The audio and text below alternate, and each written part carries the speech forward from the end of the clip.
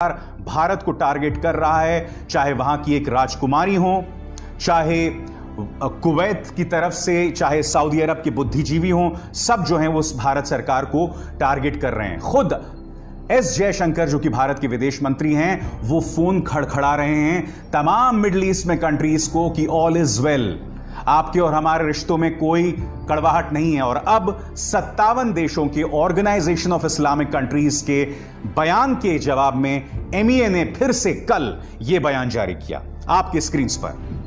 After OIC criticism, MEA says Gulf nations committed to good relations with India.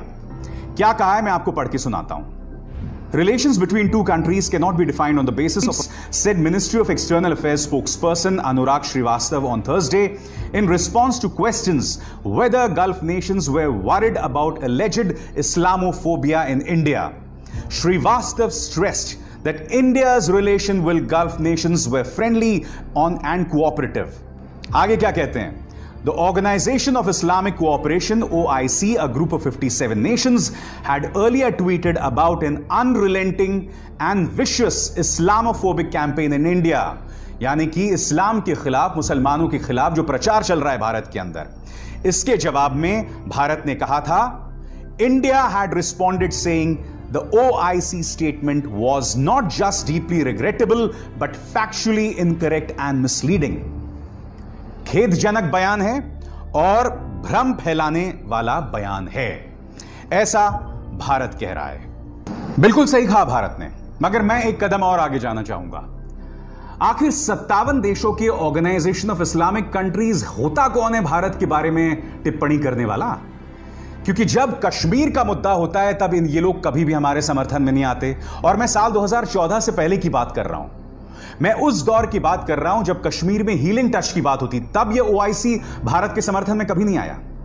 जब पाकिस्तान भारत के अंदर आतंकवाद फैला रहा है, तब यह ओआईसी कभी भी भारत के समर्थन में नहीं आया। मगर बात वो नहीं है मित्रों, मैं बार बार कहता हूं कि क्या खतरे को आता देख हम अपनी गर्दन को रेत में दफन कर सकते हैं? क्या हम भूल सकते हैं कि ये ओआईसी 57 देशों का है, वो 57 मुस्लिम देश जहां लाखों भारतीय नौकरी करते हैं।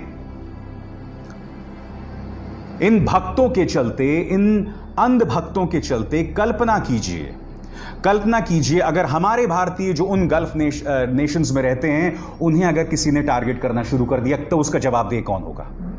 बताइए। खबरें तो यह भी आ रही हैं कुछ देशों से कि अब यह कहा जा रहा है कि एक्सपैट्स की बजाय यानी कि भारत से आने वाले लोगों के बजाय स्थानीय लोगों को नौकरी दी जाए, इस तरह की खबरें आ रही हैं। और सिर्फ इसलिए क्योंकि इस देश के अंदर तबलीगी जमात के बहाने तमाम मुसलमानों को टारगेट किया जा रहा है। और बात यह नहीं है, उन देशों में, गल्फ नेशंस में रहने वाले बीजेपी के जो कट्टर समर्थक हैं, वो लोग जहर फैला रहे हैं। यानी कि वो कचरा सिर्फ भारत में नहीं फैला रहे हैं, भारत भी बाहर जाके भी कचरा फैला रहे हैं। आज मैं आपसे सवाल पूछना चाहता हूं ना कि हम ओआईसी को कह सकते हैं भाई तुम्हारी औकात क्या है, तुम हो कौन, मगर आखिरकार ये हमारे सिर पर ही आने वाली है। आपको क्या लगता है बार बार विदेश मंत्रालय इस बात को लेकर क्यों प्रतिक्रियाएं दे रहा है? डर है, चिंता है, तभी तो दे रहा है ना। और हम कब तक आंखें मूंदे रह सकते हैं इस तरह से? बताइए। बहुत जरूरी है कि आप अपने न्यूज चैनल्स में जो जहर फैलाया जा रहा है उस पर लगाम लगाएं, नहीं तो भारत को इसकी बहुत बड़ी कीमत चुकानी पड़ेगी।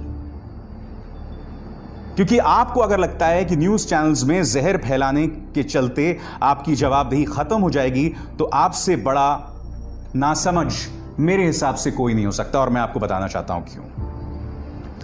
3 मई को खत्म हो रहा है लॉकडाउन, और अभी से बात की जा रही है लॉकडाउन 3 शुरू होने वाला है।